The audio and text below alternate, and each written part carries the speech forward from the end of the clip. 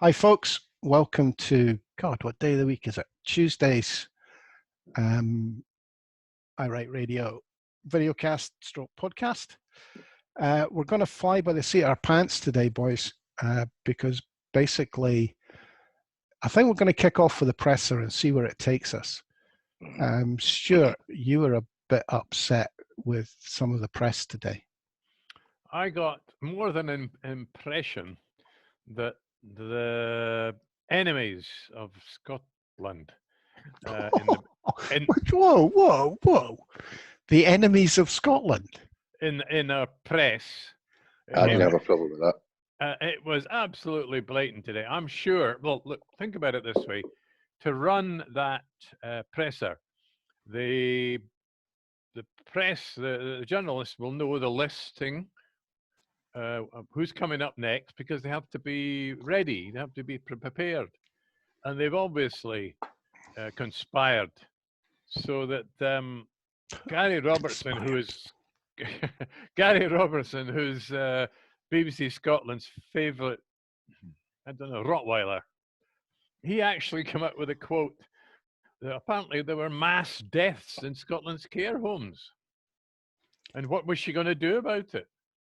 Well, I mean, I think she shouldn't take responsibility for it because it's not a responsibility. That's the first thing.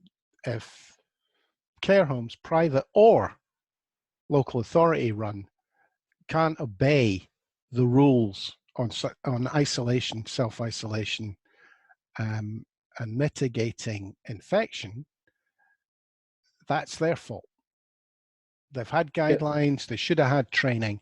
If their managers and owners aren't prepared to put the money into training their staff to do the job properly, the government should fine them and jail them.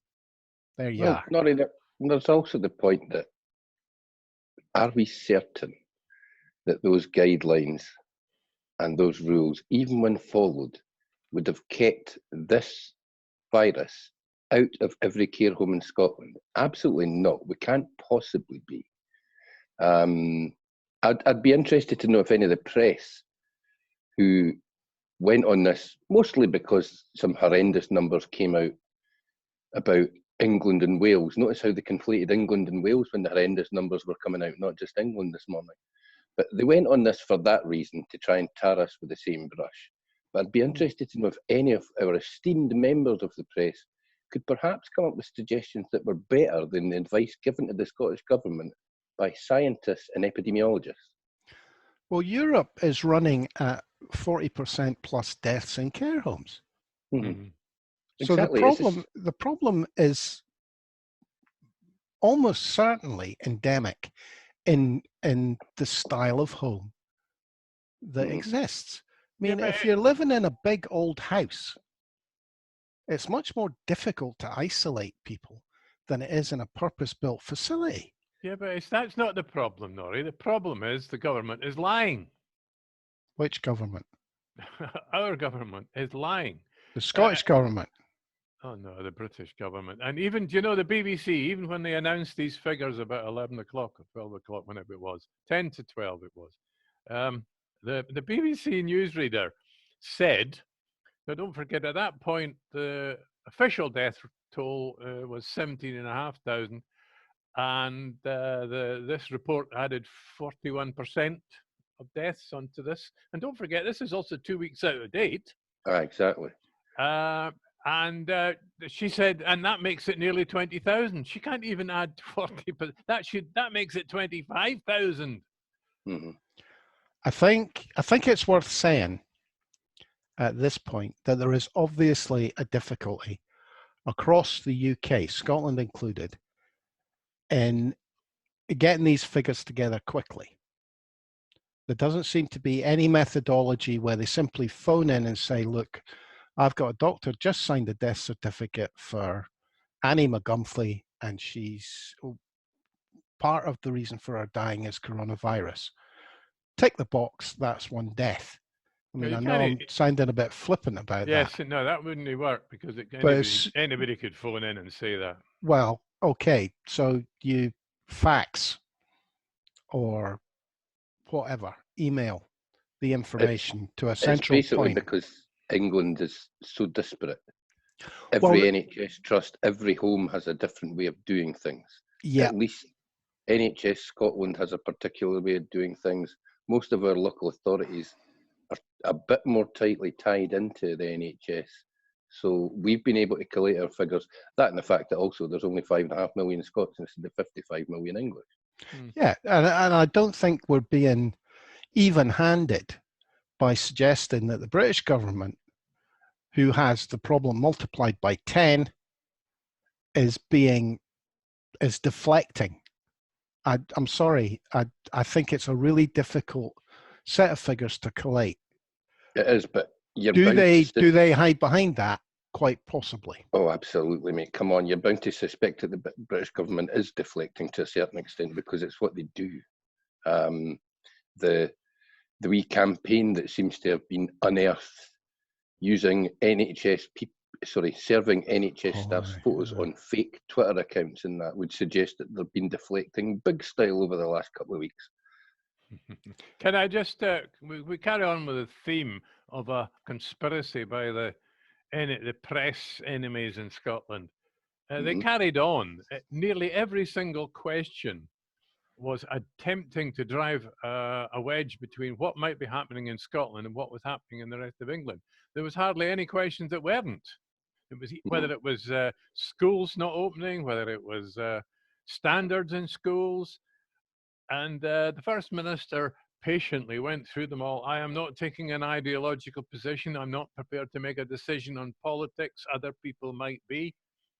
And then eventually she got sick and tired of it when the Sun woman, Christine Lavelle, came up and said, whatever the question, it was again about schools and, they were having to give pupils an appraisal rather than an exam result. And she said very slowly, I shall speak slowly for you. No, she didn't actually say that. She simply said, as simply as I can, I shall explain to you, Christine. Well, the Sun, the Express, there was another one later on actually just before we came on, guys. I kind of missed it, but it was another one suggesting that the press had asked Nicola a question, suggesting that she suggested that only the press were interested in when schools would open. And she slapped that one down as well. I mean, the boy for the Telegraph was a belter. Can you give me a yes or no answer? Well, actually, no, because it's not as simple as that, and you fine and well know that, which is why you've asked me for a yes or no answer. But they're clowns. They're clowns. I do think we have to be aware and even-handed about this. Oh, aye. Because they're two different countries, England and Scotland. Nah. Well, one of them's got 65 million, one of them's got 5 million. You know. No. There's 65 million in the entire UK. England's got 55. Well, 55 million, sorry.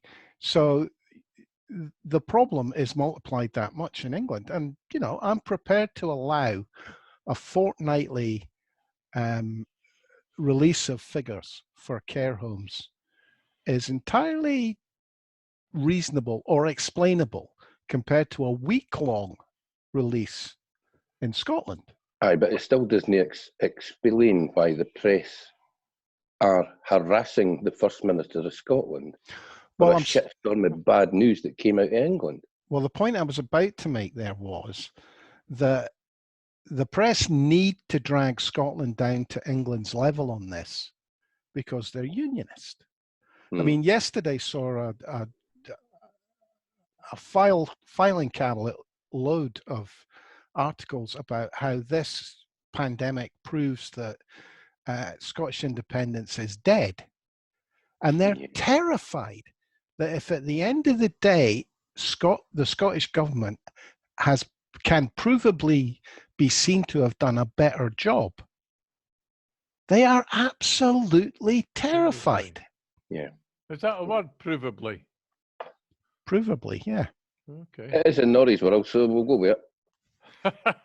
Have you seen the size of my library behind me, boys? Do you think I don't know provably a word? It's monstrous, but we ken there are comics and pornos hidden behind the... Leather-bound razzle. I'm impressed. Away for the reader's life, Norrie. I'll just get you in bother, sir. Okay, I'll get me in bother again, you mean?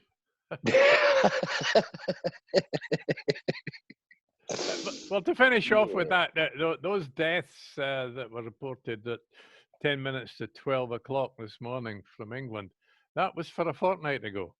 Yes. Tomorrow we're expecting something similar, equivalent deaths for Scotland up to Sunday. Up to Sunday, yeah. Yes. About 3 days ago. Yeah, but you're talking about much smaller numbers having to report, and you know, right, okay. I don't think there's mileage in criticizing somebody who's having to do a harder job, and it is a harder job.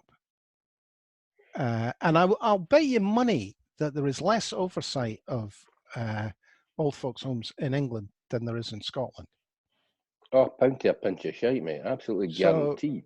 The actual infrastructure that we have in place, I would imagine, as I say, I'm prepared to bet money on this actually. I would imagine the infrastructure we had in place before the pandemic was better than that in England and possibly Wales. Yeah, I think your initial point at the start of all this, Norrie, is the one that we need to remember and keep pushing out there. The Scottish Government is not responsible for local authority or private care homes. We may have put in place regulations that they have to meet. So the Scottish Government may have done that, but it's the private care homes and the local authority care homes that have failed here. I think that somebody will wake up to the real bat that should be used to batter the Scottish Government at the moment at some point. And that will be, are your regulations for care homes strict enough? Is your oversight of care homes strict enough? And I think it's probably not, mate, given it's not the first time we've had care home issues. It's certainly the worst, given how many people have passed away over the last few weeks in care homes. But it's not the first time we've had problems with care homes. And unfortunately, maybe Holyrood has trusted local authorities to get things right in a manner that clearly they seem incapable of doing. I mean, all these complaints coming out of North Lanarkshire and West Dunbartonshire and what have you. I'm sorry, these have been Labour strongholds for 30 years and they're getting nothing done. So let's go in there and clear out the people who are in charge. Let's go in, get rid of that £615,000 a year person who runs health and social care in North Lanarkshire, because clearly they're no worth their 12 grand a week. That's unbelievable. It's half a million a year plus 6 months holiday. Jesus, unreal. But I do think the kind of scandal waiting in the wings is going to be the fact that care home management failed both their staff and residents. How they will twist that to attack an SNP government, I don't know, but they'll find a way. The gymnastics will be a joy to watch to actually get round to attacking. Well, Jackie, particularly when Jackie Bailey tries the gymnastics, because she's not built for it. I'm suspicious that you're correct about that, Jimmy, and I'm kind of hoping it comes out. As Deputy Scottish Branch Office Labour Party leader, who will be insisting that the Labour Party stand shoulder to shoulder with the Tory party through this pandemic, putting the boot into the SNP. Well, can I just add in that Ian Murray apparently got £5,000 from a Tory? I saw that. Well done, Ian. He's apparently. And I said when it was announced this morning, I said, "Are you surprised?" Guys, you're a couple of shits. Do you know that? Every time you come up with something, I've got to step in. You're not going to defend Ian. I know he's a lifelong the guy that gave Ian Murray the money is a Remainer, a red hot Remainer, right? And he gave him the money because he supported his stance on Remain. How do you give him the money because he's a lifelong. Because I don't read one article, I read several. I know the facts, but I don't look at the. I mean, you're making a supposition that I'm not. I'm not making a supposition. The guy's statement was he supported Ian Murray because he's a Remainer. But the reality is, he's also a unionist. the reality is he supported Ian Murray because he's right wing, and so's Ian Murray. That might well be the case, but I mean, the guy's entitled to give his money to who he wants. Absolutely. But Ian Murray is also perfectly entitled to say, Ken, what? Given your stance and your previous history of backing the Tories for the last 15 years, you can take your $5,000 and jam it up your keister. And they chose not to. Well, you see, I don't think that would be very democratic. I would think that if you're an MP, it's incumbent upon you, especially a Labour MP in Scotland, being the only one to take money from anybody that will give you it, including Putin. Possibly. Well, anyway, I've got an interesting one for you, chaps. Something to argue about. Okay. I've been getting more and more annoyed with whinging for the business community about not being able to get grants, or not getting as much of a grant as they would from the Scottish government as to get in England. And I noticed on our finance minister, Kate Ford, was getting attacked on her Facebook page yesterday by people who have 3 or 4 homes up in the Highlands that they rent out to Airbnb, and they feel that they're getting discriminated against. So I wanted to ask you guys, I mean, these people have mortgaged themselves to the hilt. They've taken a huge risk, thinking that they were taking no risk at all because Airbnb was a license to print money. Should they be dug out? Why is it that they're like Richard Branson, are embracing socialism when their particular pie-in-the-sky business plan goes up in flames? And if they lose these properties altogether, is it such a hassle? Because at the end of the day, they're stopping young people that live in the Highlands from actually buying property by ramming the prices up. Okay, nobody that doesn't live in Scotland should even get to make the argument. If the British government want to dig them out, that's fine. The Scottish government shouldn't, unless they're resident in Scotland. They should give them help with one property. That's what I think, and then make it policy that any property above 1 should be put on the market.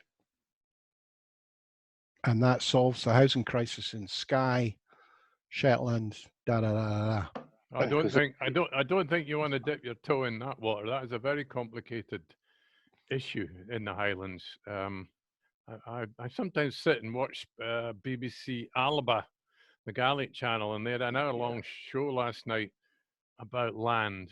And the very first community buyout was in 1894 in Glendale, and I believe that was in Skye.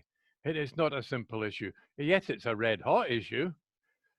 Yes, you could say, well, why has somebody got 3 homes in Skye and they're all out in Airbnb and they're mortgaged up to the hilt, and that is doing some local young person out of a home? You could be right, but on the other hand, right in the immediate future, they're providing some employment for people cleaning that home. They're providing some employment in the local shop because the people hiring that home are going to spend money in the local shop and the local pub. It's not simple. I think what they should do then... Bringing in some money into the community whilst destroying said community doesn't excuse the fact that you've destroyed that community. No, you're right, Jimmy. I mean, on that basis, you are right. Well, here's an idea. What they should do is work out the optimum number of Airbnb they need to sustain the amount of employment they want. And then they should have a lottery. And if you're lucky enough to get a ticket, you get saved. And if you're not, you get thrown to the wolves. As I say, Norrie, I noticed that she was getting attacked by people yesterday, Kate Forbes. And it's one of these things, is you're damned if you do and damned if you don't when it comes to try to save people's businesses. So as I say, this particular business model has many detractors, but this particular business model, as I say, these people thought they had a license to print money. They've managed to get mortgages for 3 and 4 properties, so that's not necessarily that easy. Well, wait a minute. They've got a 3-month mortgage holiday. Aye, but they're bleating straight away, mate. They want money. They're not making the profit that they need. Well, are their employees being furloughed by them? They wouldn't have any employees, mate, if they're just renting. Exactly. So you don't have to pay your mortgage for 3 months. Mm-hmm. So what more help do you want? You want a wage. You want the government to pay you a wage. Basically, because your rents have dried up. Aye, Well, that's what they're after. Agree to do it, but agree to pay 40% instead of 30% or 25% it'll be actually. All right, this one's for you, Nori. Any business, if you borrow too much money, you're taking too big a risk. Mm-hmm. I don't think that's fair in these circumstances. I don't think that's a fair comparison. Well, all right. I'll throw in another aspect of the Highlands. Any business in the Highlands, it's a very fragile economy because a lot of people, even up until maybe 30 years ago, 40 years ago, they didn't have much in the way of a kind of business, a wage economy. And to be honest, Airbnb's probably been a godsend to them up there. I don't particularly disagree with you. I mean, nobody would have thought 110 days ago that business at this time of year involving tourism would not exist. Mm. So the equation you write in a business for risk, it just couldn't have been written in December. So you can't really say that people miscalculated. But where you're going with this, and I know what you're saying, Nori, but where you're going with this is basically giving them carte blanche to say that any risk should be underwritten by the UK government because I can't afford the risk, even though I took the risk in the first place. I don't disagree with you, Jimmy. I mean, capitalism is supposed to be market driven, and when the market says they don't want your product, you go to the wall. Mm-hmm. But as we already know, because of 2008, capitalism is supported by socialism. Yeah. Too big to fail. Yeah. But look, there is one point Jimmy could be right about. Well, it might work. Let's say there's suddenly a glut of houses go on the market in a local community in the Highlands because of these failed Airbnb businesses. These houses will be cheaper than they were last year or the year before, and maybe one or two local people will be able to buy them at a decent price. I would doubt that. I think what will actually happen, the reality of it is, if somebody's got 4 properties that are going to go to the wall, the banks will take them on. They won't be able to pay their mortgages. They will default to the bank, and the bank will sell them to a much bigger person who will now have 44 properties. Aye. That'll be the reality of it. That's a lesson of history. That's a lesson of what happened in 2008. How many small businesses went to the wall and ended up part of much bigger groups. There was a good article in either the Washington Post or New York Times about that, about everybody talking about how this is going to lead to some sort of socialist revolution because of what's happened to the economy. And the guy was pointing out that that's highly unlikely, because people who have got money will see bargains at the end of this. So it will be the rich that profit, not the poor. Well, as long as they're not tied up in oil to be delivered in May in the US. Well, even then, I mean, these guys, we're talking about the big guys. We're not talking about, guys who go under losing 5 million. We're talking about guys who need to lose $1 billion before they go under. And the banks, the banks will suck it all up one way or another. Well, they can afford to, mate, because they get handed, what is it? They've handed out $1 billion so far of the $330 billion that the government's guaranteed. So you're guaranteed the banks will find a way to salt a little bit of that some way. Well, remember, guys, the banks, if they what's the word? take your house and then sell it. Say your house, your mortgage is 200,000. If the banks sell it for 150,000, you're still liable to 50. You're still due them 50,000. Mm-hmm. They didn't lose it. They've no risk. That's why they're Exactly. back. So fabulous business model. The debt burden here is colossal. And then you have the situation with Airbnb, where if you have another 3 rented properties plus your own house, you don't just lose the rented properties. Mm-hmm. You now have no income. The banks have taken your properties off you and are looking for you to make up the difference between what they got for them and what your mortgage is. So where's your house going? Mm-hmm. Your house is going into the bank's back pockets. You know, yeah, so the game's rigged. The whole rural economy thing could be really interesting over the next few months, because the season usually runs, what, April to October? Aye, they're taking people on now. Aye, so you're really talking, if we came out of lockdown, say the middle of May, they've got June, July, August, September. They've got a 4-month season rather than a 6-month season. A lot of people up in the Highlands and in the islands and that, they need that 6 months. Yeah, and then you've got another problem, Jimmy. They're taxed on profit. Mm-hmm. So if they break even, your tax base shrinks. It'll shrink hugely this year, mate. Aye. So, but it's interesting that you mentioned that, because somewhere in the middle of the First Minister's presser, she was talking about 2 or 3 interesting amendments to the regulations. Mm-hmm. Yeah, I see that.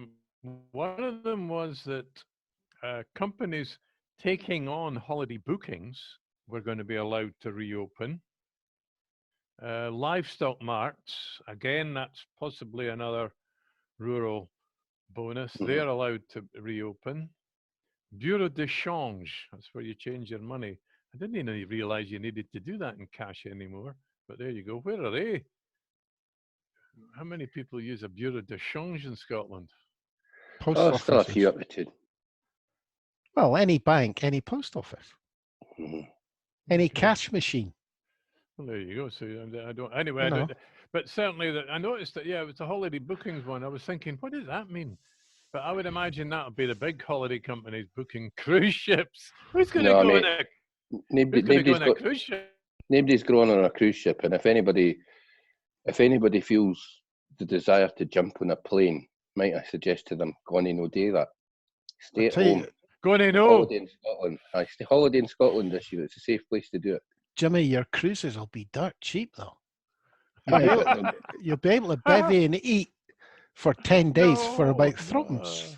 It'll be worth it. Eating for 10 days for threepence is no good when you have to burn yourself when you get back, or sorry, your family have to burn you when you get back. And as you board the ship, instead of playing Bonnie Scotland, they'll be playing Hotel California. Well, I could survive on a ship for 3 months. You can book out, but you can't leave because you'll be quarantined. Nah, get up north, go and see your own country. Leave everybody else to their own country for a while. So we've kind of touched on the possible effects of the lockdown. What are we thinking about the changes that we could see after the lockdown's over? Well, the First Minister did say, she said some businesses will reopen. But on the other hand, the decision will be based on the possibility that a second lockdown would do a lot more damage than a first. Yeah, which her economy guy agreed with. I was really thinking, I think it was you, Jimmy, that posted the Commonweal Robin McAlpine piece yesterday about him wanting to see everything structured in such a way as it supported, basically it supported the Greens policy on everything. Aye, well, I think Green politicians and Green journalists in general are dreamers. I didn't have a big problem with them writing about their dreams, but if they think they're going to get anything close to that, they're mad. What will happen is that the Tories in London will desperately try and find people to blame for this having happened, and they will try and open up the United Kingdom in exactly the same manner as it was before the lockdown. Although how they're going to manage that without the traditional British pub or restaurants being open for months, I have no idea. Oh, I'm sorry.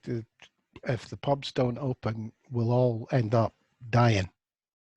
Because if you can't get a pint of warm flat beer, you just can't be British. English. Sorry, same thing. English, British, it's same the same thing. thing according to the UK media, that's for sure. Apart from when you talk about whiskey, which comes from those quaint wee people up in the north, as opposed to just the north. North Britain. I've forgotten. I had a thread there, boys, and I've lost it. Oh, Sorry. yeah, that's never a good thing, mate. As I say, I think it'll be a weird opening up, mate. I mean, I don't know if you've seen Newsnight last night. I kind of knew there was some kind of bad news coming out this morning because Newsnight went big style on. They had a couple of experts on, one for Cambridge, one from Edinburgh, neither of whom I've seen, by the way, and throughout all of this. But basically, they were postulating that the peak of deaths in the UK actually happened on the 8th of April and the 4th of April in London. And the guy for Cambridge was saying that by Friday they should have a plan to come out of lockdown to exit strategy in place, and the exit strategy should start middle of next week. Jimmy, that's connected to that all those fake accounts that were saying that were. No. It's all obviously it's a desperate Dominic Cumming plan because things are going bad. Mm-hmm. This guy, it's dead cat's time. No, this guy that Jimmy's talking about has been on quite a few times.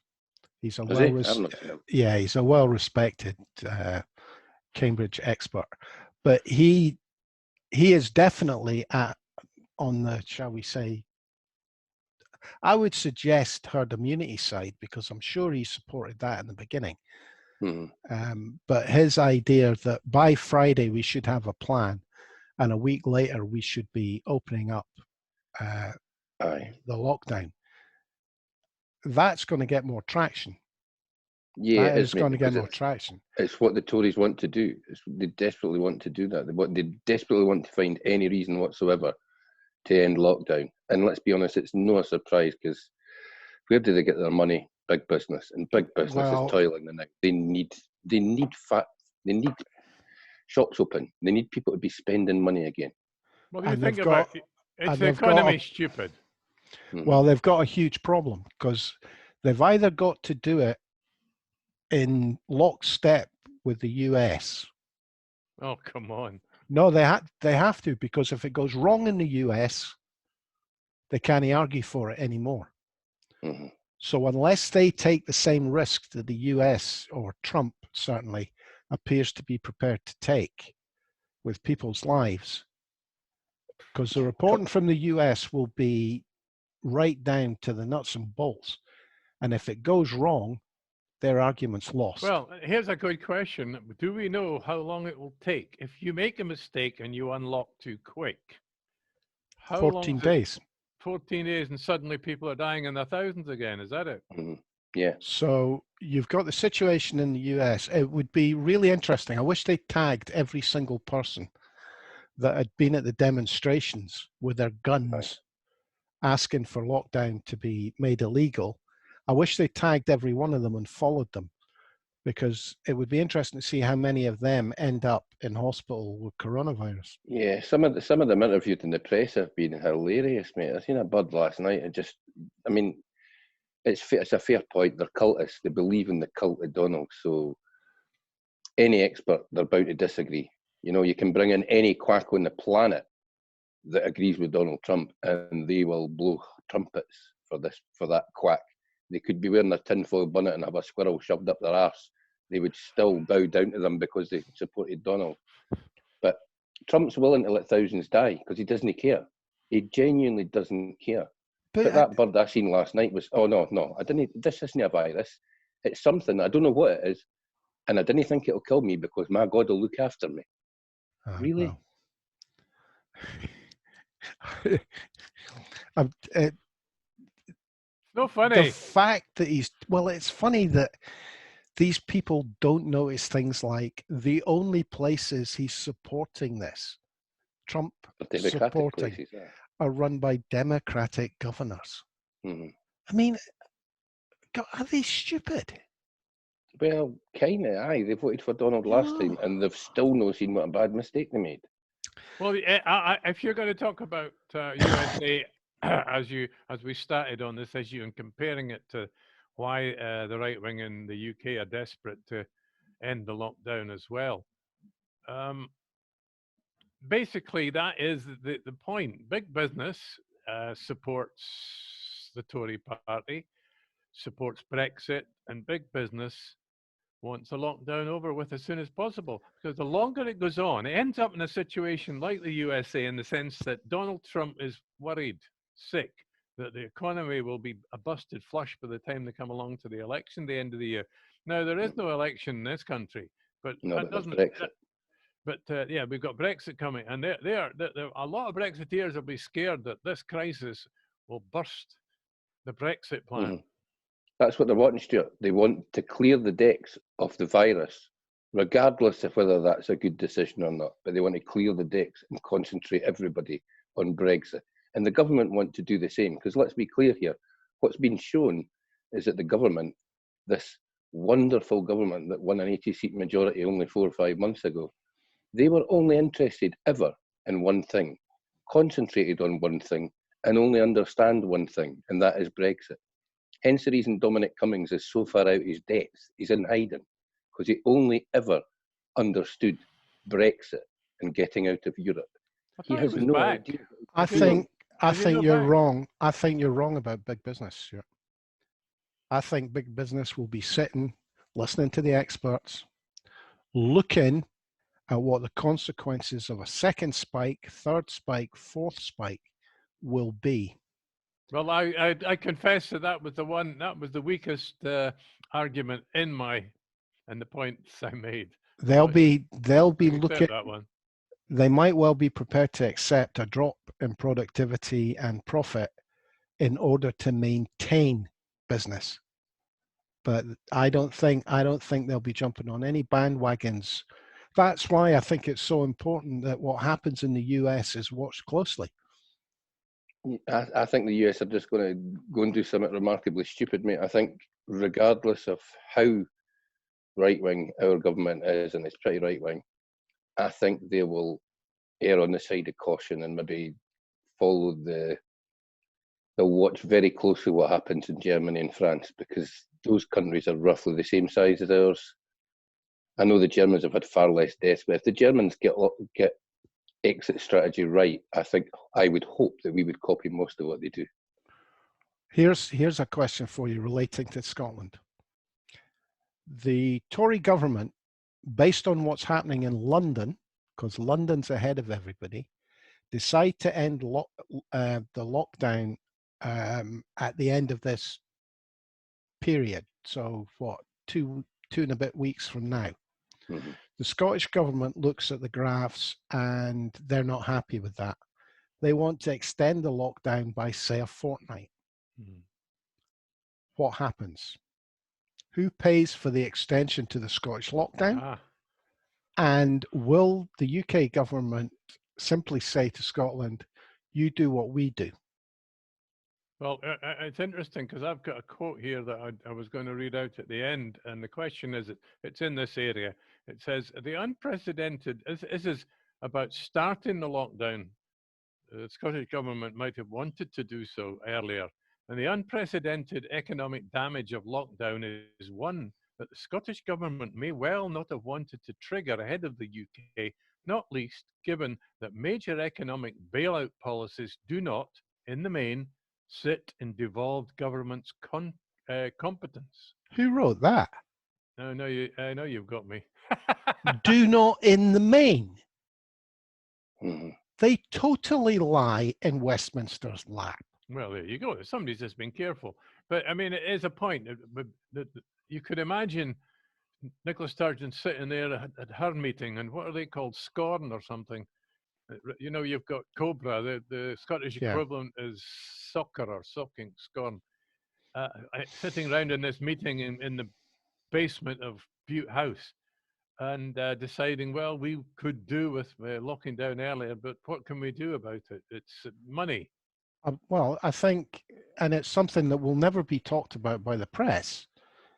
All you have to do at a Cobra meeting is turn around to Sturgeon or whoever's representing her and say, no, we won't give you the money. That's all you have to do. You will toe the line on this or we will not give you the money. The one thing you've got, don't forget, now there's got to be an issue coming out of the lockdown as much as it was going into the lockdown. The UK government were slow to start the lockdown. Private, the private outside business, football clubs, all kinds of businesses started locking down themselves because people weren't going to come. Well, I would suggest that the public forced the lockdown.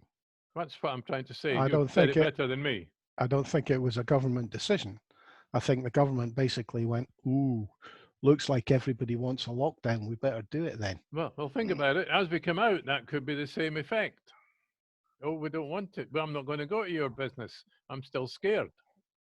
Yeah, I think we're fortunate in that as much as we may have been 10 to 14 days behind London in infection rates, we'll never catch up with the infection rate of London. No. Our infection rate has peaked and plateaued. The graphs are all looking good. I think it's a cert that we will come out of lockdown at the same time as them, because our graphs look actually better still than theirs do. And as Norris, and well, both of you have quite rightly pointed out, the Scottish government doesn't have a spare billion sitting about that it could use to extend a Scotland-only lockdown. And the actual reality of that is almost impossible because we've not got the powers to shut the borders, for example. Here's a scenario. The polling by the Scottish government suggests that 95% of the Scottish public do not want to come out of lockdown for another 2 weeks. The Scottish government announces it will continue lockdown for another 2 weeks. The British government turns around and said, well, we're not paying for it. What are you going to do? Interesting scenario, mate, but I can guarantee you 1,000,000% that the Scottish government aren't doing polling like that because they wouldn't want to be caught on the horns of that dilemma. Oh, I would think they're doing private polling on that. I think they're going to want to know what the Scottish public are thinking. There was a poll out recently that basically 95% of the Scottish public agreed with the lockdown. 95%. It was 80-odd% was in total agreement, 100%. And then there was another 15%. That was a poll that had a continuum. It was one of those things where you score from 1 to 10 on just different strengths of what's your opinion? Are you strongly in favour or are you just slightly in favour? Laurie, they just can't do it. It'd cost about £1 billion. No, but what I'm meaning is, what effect would that have on public opinion when it comes to independence? Well, especially if there was a second spike because of it. Well, the problem that we have here is if there's a second spike, mate, more people will die than in the first spike. Because usually, if a pandemic comes back, it comes back harder. So, well, what would we be looking at? Would we be looking at, I don't know, 50,000 deaths in England? If they get it wrong, that's why I don't think they'll follow the American route, because I don't think, as I say, these guys are out of their depth in London. Yeah, but they're safe, like Jimmy. They're safe. All this talk about resignations and, Boris going. I know they're safe, they're mate, not but going anywhere. Can they afford 50,000 deaths? I mean, some of them might. I know they're Tories, but the odd one of them might have a fucking conscience. They're Tories, it's not so much their conscience. Look, the death rate gets to a point where everybody loses a relative. Then things change. Not if you get the spin right. Not if you get the spin right. Everybody loses a relative to death, and it won't change the public view. Of course it will. Okay. I've got one thing to say to you. World War I. That's all I've got to say to you. we're a far better informed and cynical culture than we were 100 years ago, Norrie, mate. People would not Are we, accept Jimmy? that. But on the other hand, we've still got lions led by donkeys. World War One. Have you seen Boys kept volunteering. Have you seen any member of the royal family having any influence over any public policy over the last 40 years? Of course. Where? The Queen. She made a speech. She made all the difference. She's not got influence. Probably The speech was handed to her by the Conservative Central Office. That speech by the Queen probably saved, I don't know, 50 or 60 Tory MPs' jobs. When was that? I don't know. I didn't listen. I mean, honestly, I don't know. Did she not make one at Easter? Oh, is this recently? Oh, I had no idea. The one where we'll all meet again, I think. Did she not quote Vera Lynn? I thought she was singing with Vera Lynn. I don't think she's gone that far. What right, guys. Sorry, Jimmy. No, what I was getting at was in the First World War, you had royals as generals. In the Second World War, we still had that. We had Mountbatten sending thousands of Canadians to their deaths at Dieppe because he thought he kenned better than the commanders of the commando regiments. You're not getting a royal ever having that level of influence again. We've got fools and idiots in London, but what we don't have is inbred. I can't say what I want to say because it was unbroadcastable. That makes a change. Yeah, well, I think, as I say, I can't see why we would follow America. America's about to make a massive mistake, and that mistake is going to be made because Donald Trump needs to be elected. We don't have politicians in London that need to be re-elected for 4 years. I think Donald Trump is in the enviable position for a leader of a country that he's got an awful lot of people he can blame. How many states is there in America? 50? Mm-hmm. But he's got 50 people he can lay the blame on. But his whole thing is he needs to get it all behind him now and get some kind of bump in the economy so that he can turn around to people in November and say, vote for me, give me 4 more years. And we don't have that here. So I think they will not follow his. I mean, let's be honest, guys. Looking at the numbers, how the American press are even letting Trump away with the assertion that they have passed the peak is astonishing, given that they only got their first cases about 3 or 4 weeks ago. Yes. Fox News is such a wonderful concept. Aye, Rupert Murdoch's a lovely man, isn't he? Jack and Ori were well-dressed people. Anything to finish with then, guys? Because that's a long one today. Well, I've got 2 or 3 quotes which might sum us up nicely, if you like. I'll have to take my glasses off. I haven't printed them big enough. There's a word here that I'm not quite sure I'd heard before. Apparently the Tory party elected Boris for his Brexitry. That's a new one on me. On the other hand, there are scores of dead doctors and nurses among 20,000 dead citizens and rising. Here's the wrong man in the wrong job at the wrong time, the polar opposite of Winston Churchill's arrival in power. It's all right, I'm finishing off with a good one. Under austerity, there was a deliberate 40% cut in emergency person as PPE stockpiled for an epidemic. And Dominic Cummings was brought in by Johnson to swing a wrecking ball at Whitehall, local councils, the BBC, the NHS, and anything that smelled of good government. And finally, it's going to take divine intervention to save this part-time Prime Minister's reputation. It just takes a decent dead cat and a wee spin on the PR machine. Could be I right. mean, we've put up with this incompetent arsehole. You know, people like him. And that's more important than whether he's competent. And that's the problem with our politics at the moment. That's where we've got to. That's what we've ended up with in the 21st century. A buffoon who is demonstrably shit at his job, but portrays himself as a likeable character.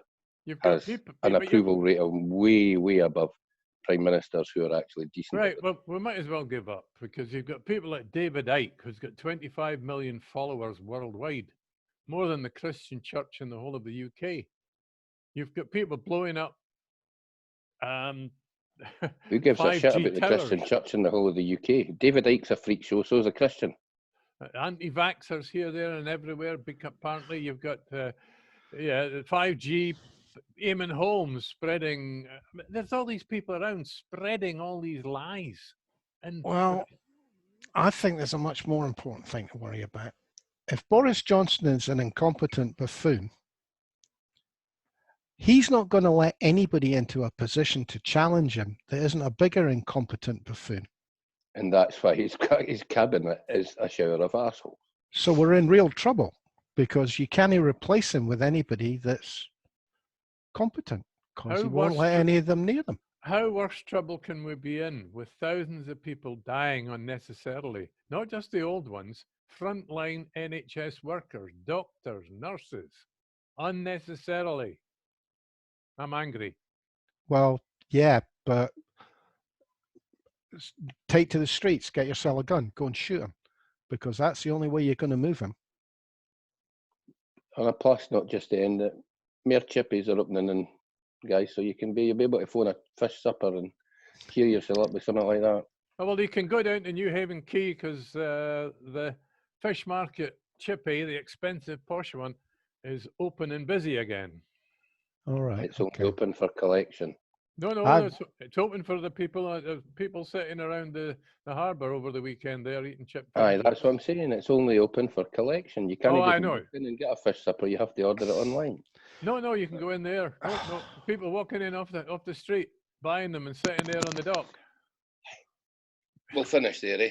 Aye. Okay, guys. Thanks very much. We'll catch up with everybody tomorrow, hopefully.